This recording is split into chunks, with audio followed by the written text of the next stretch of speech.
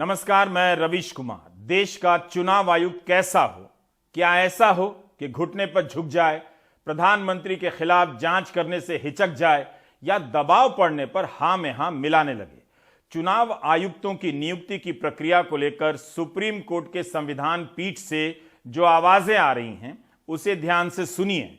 हाल के वर्षों में जो होता दिख रहा था, जिसे कहने की हिम्मत कोई नहीं कर पा रहा था, क्या सुप्रीम कोर्ट के संविधान पीठ से उन्हीं बातों को नहीं कहा जा रहा है?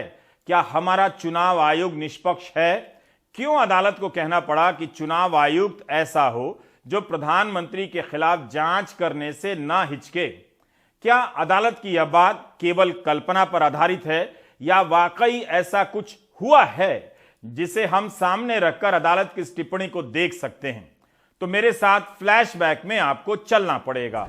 महीना अप्रैल का और साल 2019, मामला ओडिशा के संबलपुर के चुनाव पर्यवेक्षक का मोहम्मद मोहसिन नाम के आईएएस अफसर ने प्रधानमंत्री के हेलीकॉप्टर की जांच कर दी। इस कारण उनका हेलीकॉप्टर 15 मिनट की देरी से उड़ा। जस्टिस जोसेफ का यह कथन तो काल्पनिक था कि चुनाव आयुक्त ऐसा हो कि प्रधानमंत्री की जांच करने से भी ना हिचके, मगर मोहम्मद मोहसिन का यह कदम वास्तविक था, जिसके लिए चुनाव आयोग ने उन्हें निलंबित कर दिया।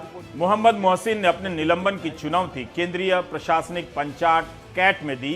कैट ने निलंबन पर रोक लगा दी। आरोप लगा कि चुनाव पर्यवेक्षक मोहम्मद मोहसिन ने प्रधानमंत्री की सुरक्षा में लगी एसपीजी के निर्देशों के अनुसार काम नहीं किया।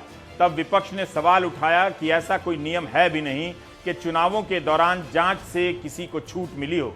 कैट ने कहा कि कर्नाटक के मुख्यमंत्री एचडी कुमारस्वामी की निजी गाड़ी की तो चुनाव अधिकारियों ने कई बार जांच की है, उनके खिलाफ तो कार्रवाई नहीं हुई है। ओडिशा के मुख्यमंत्री की गाड़ी की जांच हुई है, इसलिए यह नहीं कहा जा सकता कि जिन्हें एसपीजी की सुरक्षा मिली है उन्हें हर चीज से छूट है। एनडीटीवी के रिपोर्टर अरविंद गुणाशेखर ने लिखा है कि कैट ने इस बात का भी उल्लेख किया है कि कर्नाटक में प्रधानमंत्री की रैली में काले रंग का एक बक्सा देखा गया, मगर कोई कार्रवाई नहीं हुई। कैट के इस आदेश के बाद चुनाव आयोग ने आईएएस अधिकारी मोहम्मद मोहसिन का निलंबन वापस ले लिया और कहा कि अपने राज्य के कैडर में जाएं और वहां राज्य सरकार अनुशासनात्मक कार्रवाई करेगी। यह सब उस समय के अखबारों में छप चुका है। यह कहानी बताती है कि इस देश में मोहम्मद मोहसिन नाम के एक अफसर हैं जिन्होंने प्रधानमंत्री का हेलीकॉप्टर चेक कर दिया, मगर चुनाव आयोग ने ही निलंबित कर दिया। सुप्रीम कोर्ट में बहस हो रही है कि चुनाव आयुक्त ऐसा होना चाहिए जो प्रधानमंत्री की जांच करने से भी ना हिचके।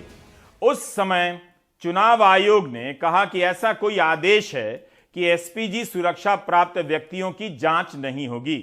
एनडीटीवी के अरविंद गुणाशेखर ने लिखा था अपनी रिपोर्ट में कि मोहम्मद मोहसिन के निलंबन के आदेश में ऐसे किसी आदेश का उल्लेख नहीं है। 26 अप्रैल 2019 की इस रिपोर्ट में लिखा गया है कि चुनाव आयोग से जवाब नहीं आया कि क्या आयोग ने मोहम्मद मोहसिन को ऐसे प्रावधान के आधार पर निलंबित किया है जो दरअसल वजूद में नहीं है। उस समय कांग्रेस से लेकर आम आदमी पार्टी ने हेलीकॉप्टर को लेकर सवाल उठाए। अब आते हैं सुप्रीम कोर्ट में चल रही बहस पर, या रुकिए, इस कहानी को पहले पूरी कर लेते हैं। उस समय मुख्य चुनाव आयुक्त थे सुनील अरोड़ा, चुनाव आयुक्त थे सुशील चंद्रा और अशोक लवासा। उस समय की खबरों को खंगालिए तो पता चलेगा कि प्रधानमंत्री के खिलाफ आचार संहिता के उल्लंघन के 5 मामले सामने आए। उस साल चुनाव आयोग ने चेतावनी दी कि सेना और धार्मिक पहचान के नाम पर वोट नहीं मांगा जाएगा। 9 अप्रैल 2019 को महाराष्ट्र के लातूर में प्रधानमंत्री मोदी ने पुलवामा और बालाकोट के नाम पर वोट मांग लिया। मैं मेरे फर्स्ट टाइम वोटर से कहना चाहता हूं कि आपका पहला वोट पुलवामा में जो वीर शहीद हुए, उन वीर शहीदों के नाम आपका वोट समर्पित हो सकता है क्या? चुनाव आयोग को इस पर फैसला लेने में 20 दिन लग गए। जब फैसला हुआ तब 2 आयुक्तों ने प्रधानमंत्री को क्लीन चिट दे दी, लेकिन अशोक लवासा ने विरोध कर दिया, क्लीन चिट नहीं दी। प्रधानमंत्री मोदी के खिलाफ 5 शिकायतें दर्ज हुई थी, एक में भी पूर्ण बहुमत से क्लीन चिट नहीं दी गई। चुनाव आयुक्त अशोक लवासा लगातार प्रधानमंत्री मोदी और बीजेपी अध्यक्ष अमित शाह के खिलाफ 5 शिकायतों में असहमति दर्ज कराते रहे, यानी प्रधानमंत्री को दोषी मानते रहे। उनके परिवार के सदस्यों के यहां जांच शुरू हो गई। एक्सप्रेस में खबर छपी है कि अशोक लवासा की पत्नी के खिलाफ आयकर विभाग की जांच हो रही है और बेटे पर भी नजर रखी जा रही है। उस समय के अखबारों में पेगासस जासूसी कांड में अशोक लवासा के फोन में भी पेगासस होने की खबरें छपी थीं। याद रखा कीजिए या बीच बीच में पुरानी खबरों को खोजकर पढ़ा भी कीजिए। सुप्रीम कोर्ट में जस्टिस के.एम. जोसेफ की अध्यक्षता में 5 जजों का संविधान पीठ चुनाव आयुक्त की नियुक्ति प्रक्रिया को लेकर सुनवाई कर रहा है। आयोग की स्वायत्तता और निष्पक्षता को लेकर जो सवाल उठ रहे हैं वो शून्य से नहीं आए, हवा से नहीं आए, बल्कि 2014 के बाद के राजनीतिक परिवेश से पैदा होते हैं। बस आपको पुरानी खबरों को पलटकर देखने की जरूरत है। अदालत के भीतर से आ रही आवाज एक बार फिर से याद दिला रही है कि तब नहीं देख सके तो क्या हुआ, अब भी देख लिया जाए कि कहीं कुछ खत्म तो नहीं कर दिया गया है हमेशा हमेशा के लिए। कितने ही आरोप लगे कि प्रधानमंत्री रैली कर सकें, इसलिए चुनाव आयोग की प्रेस कॉन्फ्रेंस टाल दी गई। पुरानी खबर है, सर्च कीजिए। प्रधानमंत्री घोषणा कर सकें, इसलिए चुनाव की तारीखों का ऐलान देर से हुआ। 2002 को छोड़ दें तो 1998 से हिमाचल और गुजरात के चुनावों की तारीखों का ऐलान साथ साथ होता रहा है, लेकिन 2017 में यह परंपरा टूट गई। हिमाचल की तारीख के ऐलान के कई दिनों बाद गुजरात चुनावों का ऐलान होता है, जबकि दोनों ही आकार और आबादी के हिसाब से छोटे राज्य माने जाते हैं। उस समय मुख्य चुनाव आयुक्त थे ए.के. ज्योति। इसे भी लेकर सवाल उठे तब भी और इस बार भी। पूर्व चुनाव आयुक्तों ने इसे गंभीर मामला बताया था। पुरानी खबरों को देखेंगे तो चुनाव आयोग को लेकर बहुत से सवाल मिलेंगे, मगर हिंदू बनाम मुस्लिम नफरत की आंधी में सारे जरूरी सवाल कागज के टुकड़े की तरह हवा में उड़ा दिए गए। 2019 के लोकसभा चुनावों में भी आरोप लगे कि विपक्ष के नेताओं के खिलाफ आचार संहिता के मामले दर्ज हो रहे हैं, सत्ताधारी दल के नेताओं के प्रति नरमी बरती जा रही है। आयोग नकारता रहा। केरल में जब राज्यसभा का चुनाव टाला गया तब भी यह सवाल उठा। कहा गया कि वर्तमान सदस्यों को वोट करने से रोका जा रहा है। यही नहीं, पिछले साल नवंबर में प्रधानमंत्री कार्यालय के साथ ऑनलाइन बैठक में चुनाव आयुक्तों ने हिस्सा ले लिया। उस समय इन 2 आयुक्तों और एक मुख्य आयुक्त के हिस्सा लेने से सवाल उठे कि इससे स्वायत्तता से समझौता होता है। मीडिया खबरों के अनुसार कोरोना महामारी के दौरान प्रधानमंत्री की चुनावी रैलियां पूरी हो जाने के बाद आयोग ने कोरोना की बंदिशें लगाई थी। इसी 4 अक्टूबर को सूत्रों के हवाले से खबरें छपती हैं कि चुनाव आयोग चाहता है कि राजनीतिक दल यह बताएं कि रेवड़ियों की लागत क्या होगी, इन्हें लागू करने का पैसा कहां से आएगा। उस समय प्रधानमंत्री रेवड़ियों के खिलाफ बहस चला रहे थे, लेकिन गुजरात और हिमाचल के चुनाव में रेवड़ियों का क्या हाल है, आप राजनीतिक दलों और खासकर बीजेपी के भी घोषणा पत्र को पढ़ सकते हैं। 2 राज्यों में चुनाव है, हिमाचल में और गुजरात में। 8 तारीख को परिणाम दोनों राज्यों के आने हैं। इलेक्शन कमीशन को इसकी सफाई देश की जनता के सामने देनी चाहिए, क्योंकि वो एक कॉन्स्टिट्यूशनल अथॉरिटी है देश की, कि जब 2 राज्यों के चुनाव के परिणाम साथ में आ रहे हैं तो एक चुनाव जो हिमाचल का, उसकी तारीख की घोषणा आप 14 को करते हैं और दूसरे चुनाव की घोषणा आज 3 नवंबर को आप कर रहे हैं। कोई जस्टिफिकेशन, कोई कारण, कोई दबाव, ये खुलासा देश चाहता है कि इलेक्शन कमीशन, जो कि एक निष्पक्ष बॉडी और कॉन्स्टिट्यूशनल बॉडी मानी जाती है, उससे हम उम्मीद करते हैं। सेकेंडली, इतने चुनावों की घोषणाएं हमने देखी है। हिमाचल के चुनाव की घोषणा एक स्पेशल घोषणा थी, उसमें 14 तारीख को नोटिफिकेशन जारी होता है और कोड ऑफ कंडक्ट इम्पोज हो रहा है 17 को, क्योंकि 16 तारीख को प्रधानमंत्री जी की रैली थी और उस रैली को उनको सरकारी संसाधनों से करना था। एक्चुअली दी अनाउंसमेंट में बहुत सारी चीजों को बैलेंस करना है, जिसमें there is a tradition of counting it together, there is weather, there is a difference between the date of last term of the assembly, the number of days on which MCC would be introduced. So there are a large number of factors. So there are certain factors which let me tell you in case, this particular case.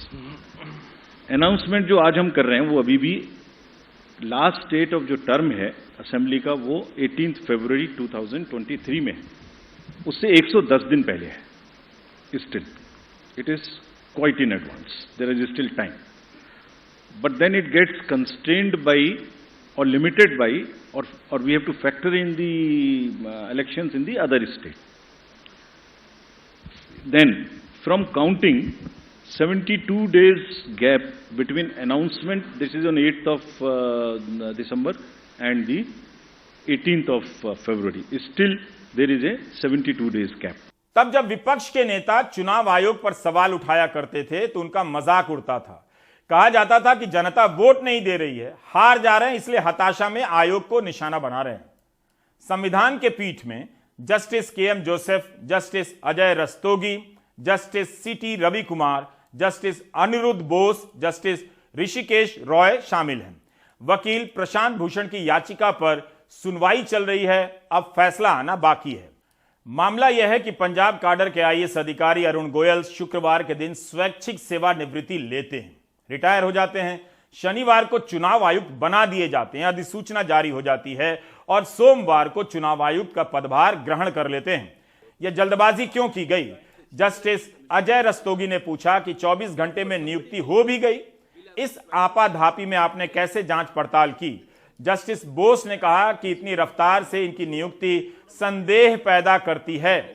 Justice Rastogi की यह पंक्ति चुनाव आयोग के इतिहास में हमेशा ही गूंजती रहेगी कि उसी दिन प्रक्रिया, उसी दिन मंजूरी, उसी दिन आवेदन और उसी दिन नियुक्ति। कोर्ट ने पूछा कि चुनाव आयुक्त नियुक्त करने की प्रक्रिया क्या है? सुप्रीम कोर्ट ने कहा कि देश को घुटने के बल झुककर सरकार की हां में हां मिलाने वाला चुनाव आयुक्त नहीं चाहिए। हम उदाहरण के तौर पर कह रहे हैं, मान लीजिए चुनाव आयुक्त को प्रधानमंत्री के खिलाफ कार्रवाई करनी होगी। अगर चुनाव आयुक्त कमजोर होगा तो कदम नहीं उठा पाएगा, तब क्या पूरा सिस्टम ध्वस्त नहीं हो जाएगा? यस मैन नहीं चाहिए, ऐसा चुनाव आयुक्त नहीं चाहिए जो सरकार के इशारे पर काम करे। सुप्रीम कोर्ट का संविधान पीठ सरकार से सवाल पर सवाल करता जा रहा था कि क्या जिसे चुनाव आयुक्त के पद पर बिठाया जा रहा है वाकई स्वतंत्र है, निष्पक्ष है। अटॉर्नी जनरल आर वेंकट रमणी सरकार की तरफ से जवाब दे रहे थे। कोर्ट ने बार बार पूछा कि अरुण गोयल को चुनाव आयुक्त कैसे बना दिया गया, हम उन प्रक्रियाओं को देखना चाहते हैं। जस्टिस अनिरुद्ध बोस ने कहा कि हम देखना चाहते हैं कि क्या जिस तरह से नियुक्ति हो रही है उससे इस पद पर कोई स्वतंत्र व्यक्ति आ सकता है। Justice C T. रवि कुमार ने सरकार से पूछा, हमेशा किसी नौकरशाह को ही क्यों चुना जाता है? सरकारी वकीलों का पक्ष था कि चुनाव आयोग एकदम ठीक से काम कर रहा है, नियुक्ति की प्रक्रिया पर सवाल उठाने की जरूरत नहीं। चुनाव आयोग में क्या सुधार हो ताकि इसकी स्वायत्तता खतरे में ना पड़े। सुप्रीम कोर्ट में सुनवाई पूरी हो गई है, 4 दिनों तक चली है और फैसला सुरक्षित है। कोर्ट ने कई अहम सवाल उठाए हैं। बिजली की तेजी से चुनाव आयुक्त की नियुक्ति क्यों की गई? 24 घंटे के भीतर ही नियुक्ति की सारी प्रक्रिया कैसे पूरी कर ली गई? किस आधार पर कानून मंत्री ने 4 नामों को शॉर्टलिस्ट कर लिया? नियुक्ति की प्रक्रिया पर सरकार के जवाब से कोर्ट संतुष्ट नहीं है। केंद्र सरकार का यही जवाब है कि नियुक्ति नियमों के तहत हुई है। अटॉर्नी जनरल आर वेंकट रमणी ने अरुण गोयल की नियुक्ति की फाइल सुप्रीम कोर्ट को सौंप दी है। उन्होंने कहा कि वे इस अदालत को याद दिलाना चाहते हैं कि हम इस पर मिनी ट्रायल नहीं कर रहे हैं। तब जस्टिस जोसेफ ने कहा कि हम इस बात को समझते हैं, अदालत के सवाल बेहद गंभीर हैं। कोर्ट ने पूछा कि नामों की सूची में से 4 नामों की सिफारिश कैसे की गई, प्रक्रिया क्या है? कोर्ट ने कहा कि यह बताइए कि कानून मंत्री ने नामों के विशाल भंडार में से 4 नाम कैसे चुने? अटॉर्नी जनरल ने कहा कि इसका कोई लिटमस टेस्ट नहीं हो सकता। कोर्ट ने पूछा कि विधि और न्याय मंत्रालय ने वो 4 नाम किस आधार पर चुने, उन 4 में से सही का चुनाव आपने कैसे किया? जस्टिस जोसेफ ने कहा कि हम सरकार द्वारा अपनाई गई प्रक्रिया से अधिक चिंतित हैं। चयन प्रक्रिया का क्या मापदंड है जिसका पालन किया गया? अगर इसे ध्यान से चुना गया है तो यह केवल यस मैन की बात होगी। आपको निष्पक्ष रूप से बताना चाहिए कि चुने गए व्यक्ति का अकादमिक रिकॉर्ड शानदार है, वह गणित में स्वर्ण पदक विजेता है। इन सवालों को सुनते हुए क्या आपके मन में कुछ खटक रहा है? अदालत इस बात पर जोर देती है कि चुनाव आयुक्त स्वतंत्र हो, किसी के प्रति वफादार ना हो। अटॉर्नी जनरल कहते हैं ऐसा कोई लिटमस टेस्ट नहीं है और कोई लेंस नहीं है जो वफादारी का निर्धारण कर सके। मगर अदालत के सवाल बहुत बुनियादी हैं, यही कि एक ही दिन में फाइल बन जाए, एक ही दिन में 4 नाम चुन लिए जाएं और एक ही दिन में चुनाव आयुक्त का चुनाव हो जाए। अदालत जानना चाहती है कि जिस सूची से 4 नाम चुने गए वह सूची किस आधार पर तैयार की गई। अदालत ने केवल नियुक्ति की प्रक्रिया को लेकर सवाल नहीं उठाए, बल्कि यह भी पूछा कि ऐसे व्यक्ति की नियुक्ति क्यों होती है जिसका कार्यकाल 6 वर्ष का नहीं हो सकता है। इस पर हमारे सहयोगी आशीष भार्गव की यह टिप्पणी सुनिए। मुख्य चुनाव आयुक्त और चुनाव आयुक्त की नियुक्ति को लेकर बड़े सवाल सुप्रीम कोर्ट ने उठाए। Justice K M. जोसेफ ने केंद्र सरकार से पूछा कि आखिरकार नियुक्ति की प्रक्रिया क्या है, मानदंड क्या है, किस तरीके से उम्मीदवारों को शॉर्टलिस्ट किया जाता है। आर वेंकटरमणी जो अटॉर्नी जनरल है, उन्होंने बताया कि डीओपीटी के डेटाबेस से सब लिए जाते हैं। उम्मीदवारों को जन्मतिथि के आधार पर, अनुभव के आधार पर, रिटायरमेंट की तारीख के आधार पर और इसके साथ साथ उनके काडर और अनुभव को देखा जाता है।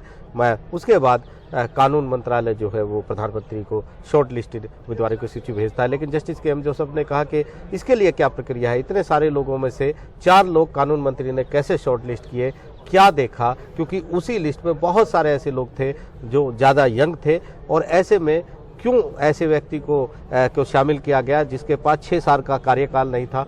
Justice K M. जोसेफ ने यह भी कहा कि जानबूझकर सरकार ऐसे व्यक्ति को चुनती है जिसके पास 6 साल का कार्यकाल नहीं है और वो चुनाव आयुक्त बनते हैं और वो वहाँ भी अपना 6 साल का कार्यकाल पूरा नहीं कर सकते, तो ऐसे में मुख्य चुनाव आयुक्त कैसे बनेंगे। साथ ही ये भी कहा संविधान निर्माताओं ने उनका ये विजन था कि चुनाव आयुक्त 6 साल रहेंगे और मुख्य चुनाव आयुक्त का भी कार्यकाल 6 साल रहेगा, लेकिन ऐसा होता नहीं और चुनाव आयुक्त जो है वो मुख्य चुनाव आयुक्त तक पहुंचते नहीं, क्योंकि आप ऐसे व्यक्ति को चुनते हैं जिनके पास 6 साल है नहीं। इसके अलावा उन्होंने ये भी कहा कि मानदंड क्या है, प्रक्रिया क्या है, इससे हम सहमत नहीं हैं, इससे हम संतुष्ट नहीं हैं, वो तर्क वाजिब नहीं लगते हैं। जस्टिस रस्तोगी ने भी कहा कि आप औचित्य दे सकते हैं, लेकिन हम अब भी समझ नहीं पा रहे हैं कि आखिर ऐसा क्यों किया गया है। जस्टिस जोसेफ ने साफ किया कि ये ना समझा जाए कि हम केंद्र सरकार के खिलाफ हैं, हम सिर्फ ये बहस और चर्चा कर रहे हैं, समझने की कोशिश कर रहे हैं कि आखिरकार चुनाव आयुक्तों की नियुक्ति की प्रक्रिया क्या है, किस तरीके से नियुक्तियां होती हैं, उनके मानदंड क्या है। ये बड़े सवाल बार बार सुप्रीम कोर्ट ने केंद्र सरकार पर उठाए। हालांकि केंद्र सरकार का कहना था कि न्यायपालिका को इसमें दखल नहीं देना चाहिए, कोई छुपाव नहीं है। ये जो प्रक्रिया है 1950 से चल रही है, मुख्य चुनाव आयुक्त को चुनाव आयुक्तों में से ही चुना जाता है, ये प्रक्रिया चल रही है और उसी तरीके से सुप्रीम कोर्ट को ये मामले को नहीं सुनना चाहिए। अगर सुप्रीम कोर्ट कार्यपालिका के हर कदम, हर प्रक्रिया पर इस तरह समीक्षा करेगा तो सार्वजनिक धारणा जो है, लोगों में क्या धारणा रहेगी चुनाव आयोग के प्रति, और फिर जो संस्थान है, जो कार्यपालिका, उसकी अखंडता और ईमानदारी को लेकर भी संशय पैदा होगा। तो बड़ी बात उन्होंने कही है, लेकिन अब सुप्रीम कोर्ट ने इस मुद्दे पर फैसला सुरक्षित रख लिया है। कोर्ट बार बार यही सवाल पूछता रहा कि चुनाव आयुक्त बनाने के लिए नामों की सूची कैसे तय होती है। अदालत के सवाल बता रहे हैं कि केंद्र के जवाबों से उसे संतुष्टि नहीं मिल रही है। कोर्ट ने कहा कि एक ही बैच के 40 अधिकारियों को रखा गया है, तो कानून मंत्रालय ने उन 40 में से 4 का नाम किस आधार पर चुना। क्या रिटायर होने वाले अधिकारियों को चुनाव आयुक्त बनाना सही है? क्या वे 6 साल का कार्यकाल पूरा कर पाएंगे? क्या यह तार्किक प्रक्रिया है? अब अदालत की इस एक पंक्ति पर गौर कीजिए। सुप्रीम कोर्ट का संविधान पीठ कहता है कि हम आपको खुलेआम बता रहे हैं कि आप नियुक्ति प्रक्रिया की धारा 6 का उल्लंघन करते हैं। एक और बार पढ़ देता हूं कि हम आपको खुलेआम बता रहे हैं कि आप यानी सरकार नियुक्ति प्रक्रिया की धारा 6 का उल्लंघन करती है। कोर्ट ने कहा कि चुनाव आयुक्तों की नियुक्ति की प्रक्रिया के लिए स्वतंत्र पैनल बनाए जाने की जरूरत है। इंतजार कीजिए कि फैसला क्या आता है।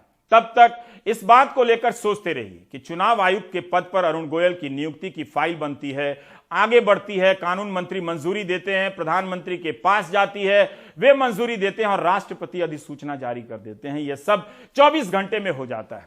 हमारे सहयोगी अरविंद गुणाशेखर ने ट्वीट किया है कि रिजर्व बैंक के बोर्ड की मीटिंग होती है, कैबिनेट की मीटिंग होती है, प्रधानमंत्री नोटबंदी की घोषणा कर देते हैं, 24 घंटे के भीतर ये सब हो जाता है।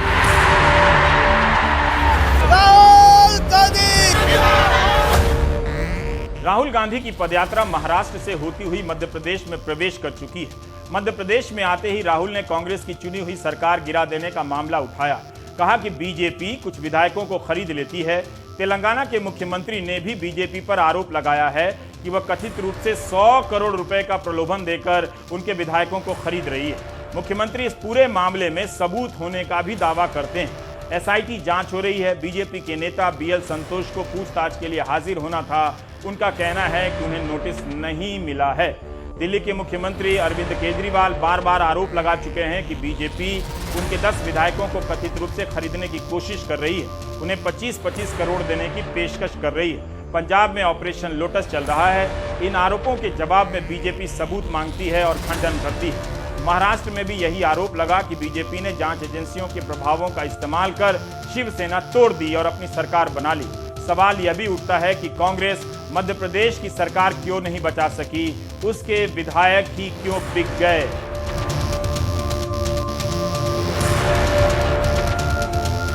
मुझे आज बहुत खुशी हो रही है। मध्य प्रदेश में हम पहला कदम रखे हैं। आपसे बहुत बातचीत होगी, बहुत गले लगेंगे आपसे, किसानों की समस्या समझेंगे। अच्छा, मध्य प्रदेश में हम चुनाव जीत गए, हमारी सरकार थी और करोड़ों रुपए लेकर 20-25 भ्रष्ट विधायकों को खरीद लिया और सरकार बना ली। राहुल गांधी कह रहे हैं कि मध्य प्रदेश में उनके विधायकों को बीजेपी ने खरीद लिया, सरकार गिरा दी। राजस्थान के मुख्यमंत्री अशोक गहलोत कह रहे हैं कि राजस्थान में बीजेपी ने उनके विधायकों को कथित रूप से 5 से 10 करोड़ रुपए देने की कोशिश की और सरकार गिराने की कोशिश की। मुख्यमंत्री गहलोत तो सचिन पायलट पर बीजेपी से मिलीभगत के आरोप लगा रहे हैं, जबकि सचिन पायलट आज राहुल गांधी के साथ पदयात्रा में शामिल हुए। उसी समय गहलोत का इंटरव्यू चलता है कि वे बीजेपी से मिले हुए हैं। श्रीनिवासन जैन को अशोक गहलोत ने इंटरव्यू दिया। सवाल है कि अगर उनके पास कोई सबूत है तो अब तक सामने क्यों नहीं रखे गए। अशोक गहलोत का आरोप एक तरफ राहुल के साथ पदयात्रा कर रहे सचिन पायलट की निष्ठा पर गंभीर सवाल उठाता है, तो गृह मंत्री अमित शाह और केंद्रीय मंत्री धर्मेंद्र प्रधान पर भी। अशोक गहलोत ने यह भी कहा कि पायलट ने गद्दारी कर दी है, कभी मुख्यमंत्री नहीं बनेंगे, आला कमान बनाएगा भी नहीं। मुख्यमंत्री गहलोत कहते रहे कि राजस्थान में कोई विधायक बागी नहीं है, सब आला कमान के प्रति निष्ठावान हैं। श्रीनिवासन जैन पूछते रहे कि फिर वे गुस्से में क्यों हैं। क्यों, मतलब उनकी क्या आपत्ति क्या थी अगर सचिन पायलट बन जाए? जिसके कारण हम 34 दिन होटल में बैठे रहे, सरकार गिरा रहे थे ये। उसमें अमित शाह भी शामिल थे, धर्मेंद्र प्रधान भी शामिल थे, सबकी मीटिंग हो रही, दिल्ली की मीटिंग हो रही थी। किन किन की? जैसे ये हमारे एमएलए में कुछ लोग गए थे ना, उनमें कुछ लोगों की मीटिंग भी वहाँ पर हुई है साथ में। और उसमें भुवनेश्वर के अंदर लोग रहे, 34 दिन तक रिजॉर्ट में रहे हैं। रिजॉर्ट वही था जो मध्य प्रदेश के जो एमएलए गए थे ना, समझ गया, उसी रिजॉर्ट में इनको रखा गया था। ये पायलट और जो सारे जितने भी एमएलए थे 19 लोग थे। तो ये गुस्सा उनको जब आया कि भाई ये तो गजब हो गया, हम उम्मीद कर नहीं सकते एक पार्टी का अध्यक्ष। देखिए मंत्री कई बार रिवोल्ट कर जाते हैं, पर पार्टी का अध्यक्ष जो होता है अपनी पार्टी गवर्नमेंट को टॉपल करने के लिए विपक्ष से मिल जाए, ऐसा एग्जाम्पल आपको हिंदुस्तान में कहीं नहीं मिलेगा। अशोक गहलोत का यह आरोप तेलंगाना के मुख्यमंत्री और दिल्ली के मुख्यमंत्री के आरोप से कैसे अलग है। वे कहते हैं कि सचिन पायलट प्रदेश के अध्यक्ष थे, सरकार में उप मुख्यमंत्री थे और उनकी ही सरकार गिराने की कोशिश कर रहे थे। अशोक गहलोत ने कहा कि कांग्रेस के विधायक नाराज हो गए कि सचिन पायलट को मुख्यमंत्री बनाया जा रहा है, लेकिन श्रीनिवासन जैन के सवाल उन्हें यह भी कहने पर मजबूर करते हैं कि कांग्रेस आला कमान भी गलती कर रहा था, कम्युनिकेशन गैप था। क्या गहलोत गुस्से में हैं या पार्टी हाई कमान को भी अब चुनौती दे रहे हैं? कि जो पायलट जाके लोगों से मिलके कह रहे हैं वो हाई कमान, ऑब्जर्वर भी यही बोल रहे हैं। ऑब्जर्वर इसीलिए आए हैं और वो कह रहे प्रस्ताव पार कीजिए, रात को प्रस्ताव पार कीजिए। तो एक ऐसा माहौल बन गया, उसके कारण वो सब कुछ हुआ जो कुछ नहीं। लेकिन अगर हाईकमान ने ही ये अगर इशारा दिया था ऑब्जर्वर को कि वो सचिन पायलट के ही पक्ष में ये सब वो करें, सपोर्ट अगर इकट्ठा करें, तो फिर आप तो कह रहे हैं वो हाईकमांड के एमएलएज हैं, तो शायद हाईकमांड ही चाह रही होगी कि पायलट बने। उनको तो नहीं मालूम था ना, वो कैसे चयन कर सकते पायलट को। जो आदमियों ने भुगता है 34 दिन तक, हम जानते 34 दिन कैसे निकाले हम लोगों ने। हमें राज्यपाल भवन पे धरना देना पड़ा हम लोगों को, मैं भी शामिल था उसके अंदर। हमने इतना बड़ा सरकार बचाने का काम किया देश के अंदर। नहीं, मैं ये कह रहा हूँ अगर तब भी अगर हाईकमांड पायलट को अगर बनाने चाह रही हो फिर नहीं उसको नहीं बना सकते हैं। वो कोई न कोई कम्युनिकेशन गैप हुआ है। आप कह रहे हैं वो उनको नहीं बना, उनको कैसे बना सकते हैं? जो आदमी के पास 10 तो विधायक नहीं है, नंबर 1, जिसने रिवोल्ट किया हो, जिसको गद्दारी नाम दिया गया है, वो गद्दारी की पार्टी के साथ में, जो पार्टी से गद्दारी की हुई आदमी है, उससे कैसे एक्सपेक्ट कर सकते हैं या उसको कैसे उसको स्वीकार कर सकते हैं कोई लोग? नहीं, पर सिंपल बात है।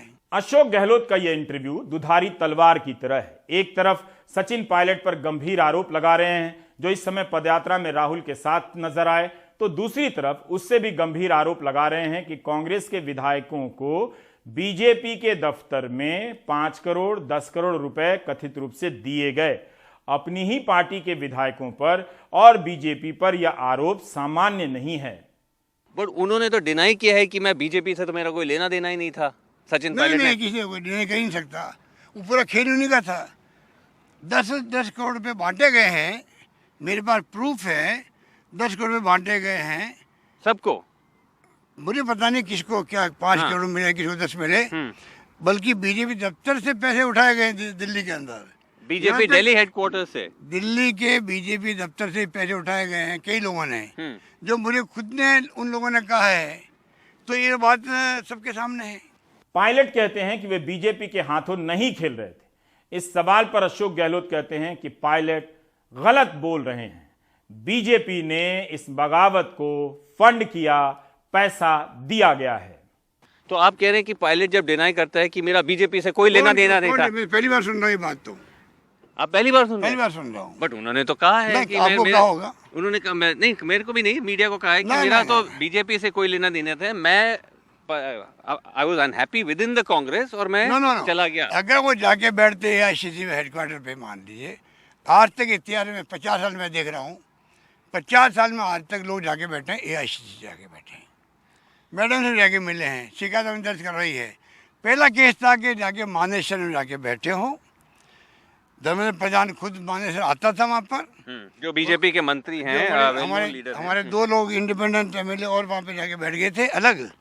उनको होटल में रोका गया, जो कांग्रेस में नहीं थे वो, उनसे जाके धर्मेंद्र प्रधान मिलते थे वहाँ पर। राइट, पूरा खेल उन्हीं का चल रहा था। बट अशोक जी, अगर ये सही बात आप जब कह रहे हैं कि सही है, लेकिन पायलट को कांग्रेस ने तो फिर निकाला नहीं। एक तरह से वो वापस आ गए, जो भी उन्होंने किया बगावत, जो भी आप मान के चलिए, आप जो व्हाट यू आर कॉलिंग गद्दारी, वो तो वापस आ गए कांग्रेस में, अभी भी हैं। हाँ। पहली बार किसी पीसीसी प्रेसिडेंट को बर्खास्त किया गया हो, पहली बार बर्खास्त किया गया उनको। बर्खास्त करने का आज तक कभी रिवाज नहीं है। इस्तीफा मांगते इस्तीफा दे देते हैं। जिस व्यक्ति को बर्खास्त क्यों किया गया, क्यों उनको मतलब डिप्टी सीएम ने बर्खास्त मैंने किया, ऐसी नौबत क्यों आई? मैंने सुना है अशोक गहलोत जी ने जो बोला है, और अशोक गहलोत जी एक वरिष्ठ और अनुभवी नेता हैं और पार्टी ने उन्हें बहुत मौके दिए हैं, बहुत पदों पर वो रहे हैं। आज भी वो राजस्थान के मुख्यमंत्री के रूप में काम कर रहे हैं। मैं नहीं जानता हूं कि उनको एडवाइस कौन करता है या किसके कहने पर ऐसी बातें बोली जाती हैं, लेकिन आज से पहले भी अशोक गहलोत जी ने बहुत सारी बातें मेरे बारे में बोली। मैं समझता हूं कि इस प्रकार के बिल्कुल झूठे और बेबुनियाद आरोप लगाने की आज ज़रूरत नहीं है। आज ज़रूरत इस बात की है कि हम कैसे कांग्रेस पार्टी को मजबूत करें। राहुल गांधी जी आज निकल रहे हैं भारत जोड़ो यात्रा को लेकर। आज मैं उनके साथ था मध्य प्रदेश में, अगले महीने यात्रा राजस्थान में आ रही है। तो हम सबको मिलकर उस यात्रा को कामयाब बनाना है, क्योंकि आज वो देश की ज़रूरत है। गहलोत साहब के नेतृत्व में 2 बार हमारी सरकार रहते हुए फिर हम हारे। उसके बावजूद तीसरी बार जब पार्टी आला कमान ने कहा कि उनको मुख्यमंत्री बनना है, तो हमने उसको स्वीकार किया। तो आज हमारा जो ध्येय होना चाहिए कि हमारी सरकार दोबारा कांग्रेस कैसे रिपीट कर राजस्थान के अंदर, ये हमारी प्रायोरिटी होनी चाहिए। आज के समय पर एक वरिष्ठ अनुभवी व्यक्ति इस प्रकार की बातें बोले, मैं समझता हूँ बड़ा अनुचित है, उनको शोभा नहीं देता। और आज हम एक दूसरे पर आरोप लगाएं, प्रत्यारोप लगाएं, ये भी मैं समझता हूँ सही नहीं है। आज चुनौतीपूर्ण समय है पार्टी को एकजुट रहने का। गुजरात में चुनाव चल रहे हैं। अशोक गहलोत गुजरात में कांग्रेस का प्रचार कर रहे हैं। राहुल गांधी मध्य प्रदेश के बाद राजस्थान में प्रवेश करने वाले हैं। अशोक गहलोत का यह इंटरव्यू कांग्रेस की आंतरिक राजनीति में विस्फोट करेगा या बीजेपी को भी घेरेगा, क्योंकि आरोप यह भी है कि पायलट समर्थक विधायकों ने बीजेपी मुख्यालय से पैसे उठाए हैं। जाहिर है बीजेपी इनकार ही करेगी, कोई जांच एजेंसी आगे तो आएगी नहीं। आ जाए तो बेहतर ही है ऐसे आरोपों की सच्चाई सामने आ जाए। हमारे कोई संबंध नहीं है, वो हमारे प्रतिद्वंदी हैं, दूसरी पार्टी के। उनकी पार्टी के भीतर क्या होता है, हमें एक जागरूक विपक्ष के नाते सतर्क होना होता है। उनका अपना झगड़ा था जिसका निपटारा अभी तक नहीं हुआ। हमारी न मुलाकात हुई, न उनसे कोई लेना देना, वो जाने और कांग्रेस का आलाकमान जाने। 10 करोड़ रुपए की जो बात कह रहे हैं अशोक गहलोत जी की दिए गए, उनके विधायकों को ऑफर दिया गया, एक आध किश्त भी गई, वो पहले भी कहते रहे। एक तो ये फिगर कहाँ से आया ये समझ में नहीं आया, दूसरा जैसे मैंने कहा कि ऐसे आरोप तो मैं भी लगा सकता हूँ और मैंने लगाए भी हैं पब्लिक डोमेन में भी। राहुल गांधी से लेकर अशोक गहलोत तक कांग्रेस के ही विधायकों पर बीजेपी से पैसे लेकर बिक जाने के आरोप लगा रहे हैं। आरोप बीजेपी पर भी लग रहा है। इस क्रम में कांग्रेस ही बिखरती नजर आती है, लेकिन यह सच तो सबके सामने है।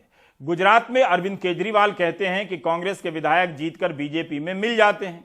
कांग्रेस के भीतर की यह राजनीतिक पदयात्रा या गुट यात्रा सड़क पर चल रही भारत जोड़ो यात्रा को ही संदिग्ध बना देती है।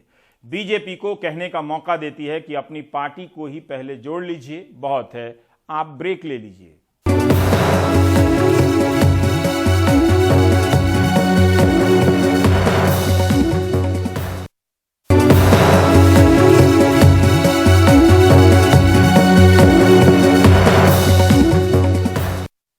भारत जोड़ो यात्रा 2000 किलोमीटर का सफर तय कर कन्याकुमारी से महाराष्ट्र होते हुए मध्य प्रदेश के बुरहानपुर पहुंच गई है। दक्षिण भारत के बाद चुनौती हिंदी भाषी इलाकों में है। यात्रा में 119 भारत यात्री रजिस्टर्ड हैं। वे कन्याकुमारी से कश्मीर तक का सफर पूरा करेंगे। मध्य प्रदेश के एक बुजुर्ग दंपति हैं तो छत्तीसगढ़ के युवा कारोबारी भी, चेन्नई से आए डॉक्टर है तो बिहार से आए राजनीतिक कार्यकर्ता भी। एक टेंट के नीचे एक छोटा भारत हर दिन रुकता है, चलता है। हमारे सहयोगी अनुराग द्वारी भी इस यात्रा के सहयात्री बने। उनकी रिपोर्ट। आभास है, विश्वास है, जन जन में मन की आस है, अब तोड़ ना सके कोई हमें, ये हाथ से जुड़ते हाथ है। मध्य प्रदेश में राहुल गांधी की यात्रा कई मायनों में अनूठी है। सियासी तौर पर बहन प्रियंका पहली बार साथ आई हैं, तो भौगोलिक और सामाजिक तौर पर दक्षिण पश्चिम के बाद हिंदी भाषी इलाकों में एंट्री। मध्य प्रदेश में मालवा निमाड़ में वो बुरहानपुर, खंडवा, खरगोन, इंदौर, उज्जैन और आगर मालवा जिलों से गुजरेंगे। यात्रा के दौरान वो 2 ज्योतिर्लिंग ओंकारेश्वर और महाकालेश्वर के दर्शन भी करेंगे। पहली आदिवासी आइकॉन टंटिया बिल की समाधि में जाना, दूसरा बाबा साहब अम्बेडकर की समाधि पे जिस दिन संविधान दिवस है 26 उसको जाना, ओंकारेश्वर जाना, नर्मदा जी के दर्शन करना, पूजा करना और महाकाल के भी दर्शन करना, फिर आम सभा करना। इस सफर में सिवनी से दीपक पटेल आए हैं, दिव्यांग हैं, चल रहे हैं हौसले के बूते। रोजगार की बहुत ज़्यादा कमी हुई है अभी भारत देश में, जब से मतलब गवर्नमेंट बीजेपी सत्ता पे आई है। तो आपको लगता है कि भारत जोड़ो यात्रा का मकसद युवाओं को रोजगार दिलाना है या देश में जो सामाजिक एकता को बरकरार, क्या सोच रहे हैं आप? सर हम बस यही सोचते हैं सर कि रोजगार हर आदमी के घर तक पहुँचे, हर घर से एक व्यक्ति रोजगार हो। यात्रा के साथ गाना बजाना भी हो रहा है, पारंपरिक नृत्य संगीत भी। राहुल देश के रॉबिनहुड तात्या भील की जन्मस्थली बड़ौदा अहिर भी जा रहे हैं, जहां एक दिन पहले मध्य प्रदेश के मुख्यमंत्री शिवराज सिंह चौहान पहुंचे थे, थिरके भी थे। खैर, इन सब के सियासी मायने हैं। 47 आरक्षित सीटों की लड़ाई है, लेकिन इनकी बात कभी और, बात इन 119 यात्रियों की। कोई डॉक्टर है, कोई इंजीनियर, कोई राजनीतिक कार्यकर्ता, कोई बेरोजगार भी, सब बस चल पड़े हैं। कहीं कहीं हाथ में गांधी दिखते हैं, कोई मोबाइल पर आराम से वक्त बिताता है, कोई बतियाते हुए, तो कोई पैरों में मलहम लगाते हुए, कोई किसी की पीठ दबाते हुए। करत करत अभ्यास के जड़मती होत सुजान, रसरी आवत जात के सिर पर निशान। तो जिन लोगों को चलने की आदत नहीं है उनके लिए तकलीफ देह है, लेकिन इस देश के करोड़ों लोग हैं जो रोज चलते हैं। मोजे उतार के बैठे थे, पैर में कुछ दर्द, तकलीफ? नहीं, कोई तकलीफ नहीं है। अभी लेटे हुए थे तो थोड़ी हवा लग रही थी, इसलिए फिर पहन ली। You are a qualified doctor, so do you also help the fellow yatris in case of emergency? Yatris, public and as well as the laborers who are in the campsite. इसी तरह फिजियोथेरेपी हम लोग करते हैं, न रुकते हैं, न थकते हैं, चलते रहते हैं। Finally, I got into the ring. I got an opportunity to walk with RG and Madam Priyanka ji. Gwalior के बुजुर्ग दंपति राकेश और सीमा पांडे खुद के खर्च पर पदयात्रा कर रहे हैं। ग्वालियर में प्राइवेट कॉलेज चलाते हैं। कुछ महीने पहले बेंगलुरु में अपने बच्चों से मिलने गए थे, वहां भारत जोड़ो का ऐलान सुना, सो यात्रा में शामिल हो गए। लोगों को बापू के बारे में छोटी छोटी किताब भी बांटते हैं। शुरू में थोड़ी सा लगा था थकान सी, अब तो ऐसा लगता है जैसे कोई पूरा परिवार है अपना। अच्छा। हम चले जा रहे हैं, बहुत अच्छा उत्साह रहता है। नितिन परमार तो स्विट्जरलैंड से आए हैं। उनका कहना है संवेदना खींच लाई। डेमोक्रेसी में इलेक्शन सिस्टम को फ्री होना जरूरी है। मैं स्विट्जरलैंड से आता हूँ और स्विट्जरलैंड में डेमोक्रेसी में इलेक्शन एकदम फेयर एंड फ्री होता है, तो यहाँ पे भी होना चाहिए। राहुल की यात्रा को शुरू हुए 24 नवंबर को 78 दिन हो चुके हैं। इस दौरान उनकी बदली सूरत पर बीजेपी ने भी प्रतिक्रिया दी है, लेकिन देखना है क्या इससे राजनीति की सूरत भी बदलेगी। बापू जब भारत लौटे तो 1 साल उन्होंने सिर्फ यात्रा की थी और एक यात्रा आज भी चल रही है, लेकिन वो साल 1915 था, ये 2022 है, लिहाजा उस यात्रा की इससे तुलना नहीं हो सकती। ये तमाम पोस्टर, बैनर, साजो सामान इसकी गवाही भी देते हैं। लेकिन पदयात्रियों से मिलने पर एक बात समझ में आती है, एक भावना समझ में आती है, वो है देश को जोड़े रखने की। खंडवा से अपने सहयोगी निशात और कैमरा पर्सन रिजवान खान के साथ अनुराग द्वारी, एनडीटीवी इंडिया। आप देख रहे थे प्राइम टाइम। नमस्कार।